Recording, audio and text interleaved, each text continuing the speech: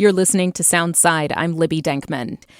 Washington State is taking quick action to meet its goals of reducing greenhouse gas emissions. As part of that, last year, between August and October, the state spent $45 million to help lower-income people buy or lease electric vehicles.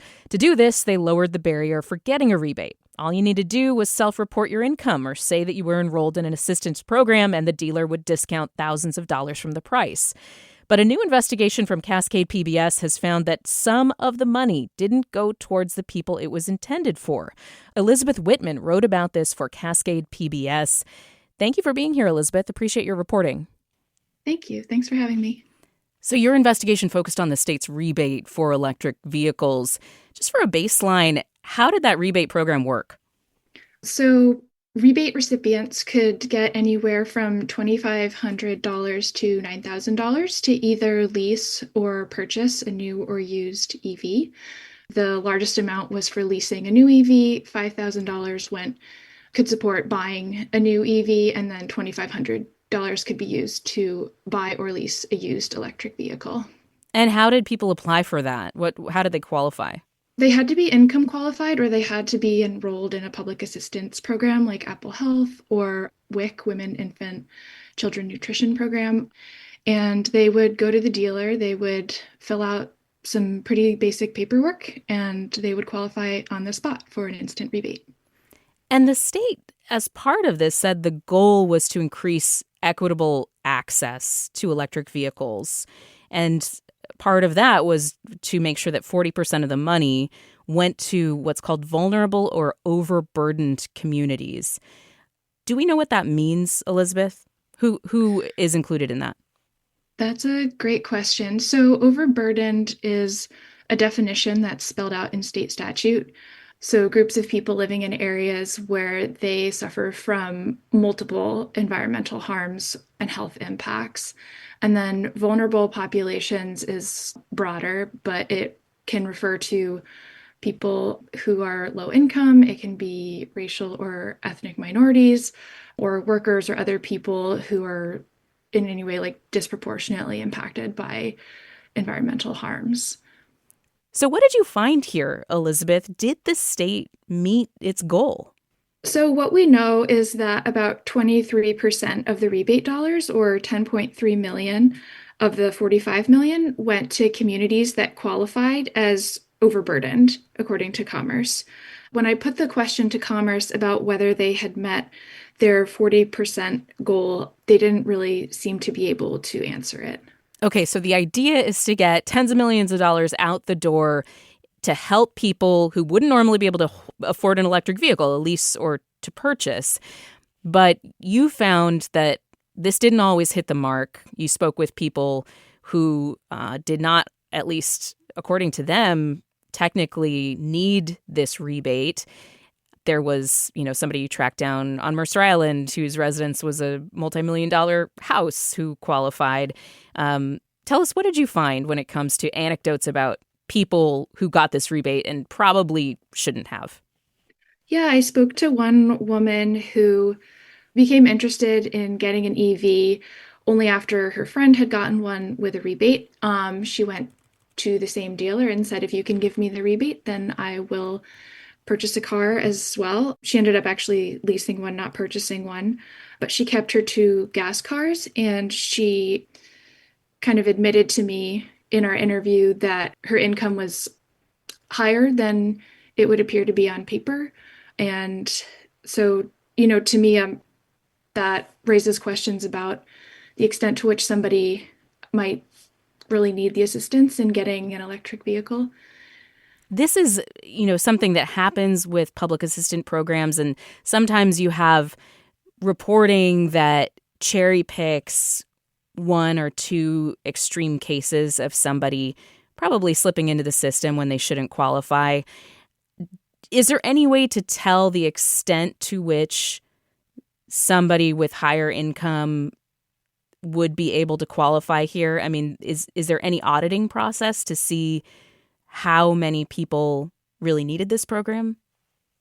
Yeah, so Commerce did run an audit, and they are continuing to run that audit. They actually subcontracted out to a nonprofit to do that.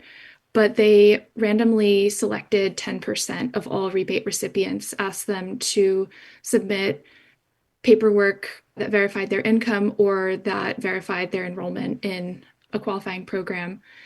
At this point, because they're not done, I can't, say what the final results were from that audit, but their estimate was ultimately that about 8.7% of recipients would have been outside the income threshold.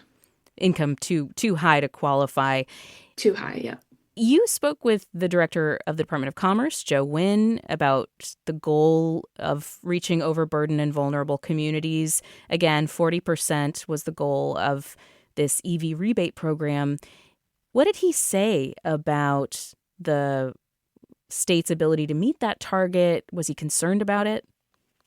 So he said that he didn't know whether the state had met that target, but one of the most interesting things from my conversation with Director Nguyen was how he talked about needing to find a balance between getting money out and reducing barriers at the same time to people who would qualify for a program but might find some of the paperwork and documentation too burdensome, basically, for them. Which would defeat the purpose of the program, right? If the qualification process, the application process was so onerous, then the people who need it most would most likely not be able to access it, is what he's saying. Exactly. Mm-hmm. Exactly. And so he spent a lot of our interview talking about needing to strike that balance between making sure that the money can get out there efficiently and actually reach people who need it, but doing that kind of entails lowering barriers that might also make it easier for people who want to take advantage of a program to sort of slip in there, which is not to say that everyone is doing that, because given the audit, clearly not everyone is, but it always leaves open that possibility. And there were people that you spoke with who did qualify and needed the rebate and seemed to be along the lines of what the state was trying to do with the program. Tell me about Brian in Yakima. Yeah, Brian purchased a used EV last year.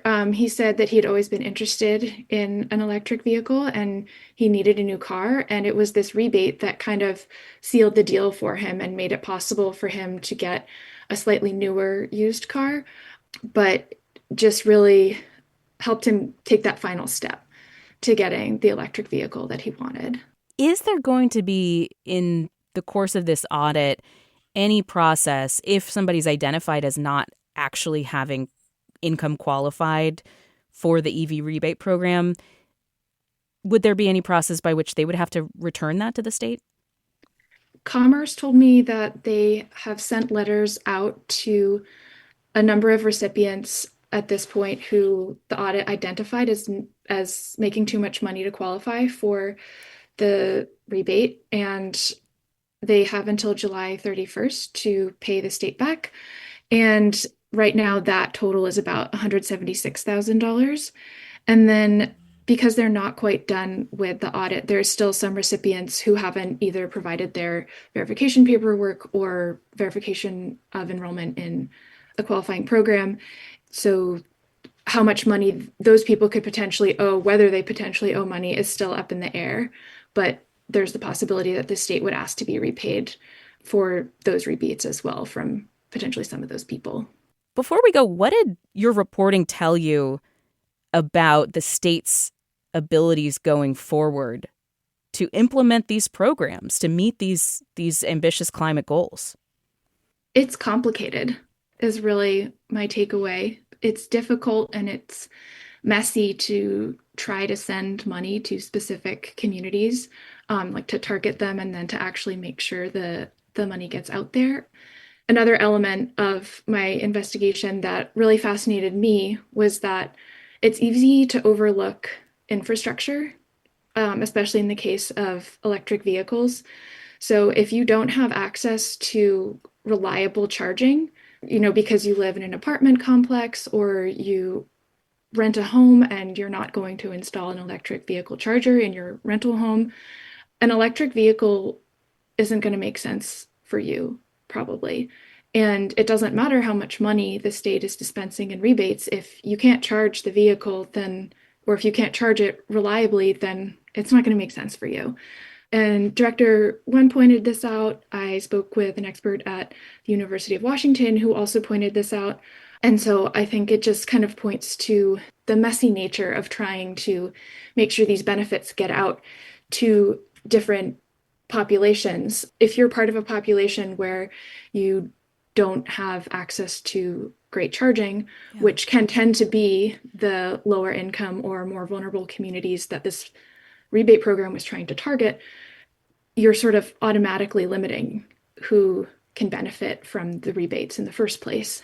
I think it just kind of raises long-term questions about how the state moves forward with offering these kinds of benefits and making sure that everyone it wants to benefit from them can benefit. Elizabeth Whitman is a freelance journalist in Seattle and wrote about the state's EV rebate program for Cascade PBS. You can find her reporting at cascadepbs.org. The title is Washington Spent $45 million to Boost Electric Vehicle Use with Mixed Results. Thank you so much, Elizabeth. Thanks so much for having me. Thanks for listening to Soundside. This show is only possible because listeners support us. If you're able to give right now, please check out the show notes for a link to donate. And don't forget, you can listen live on KUOW 94.9 FM Seattle at noon and 8 p.m., Monday through Thursday, or anytime online at KUOW.org.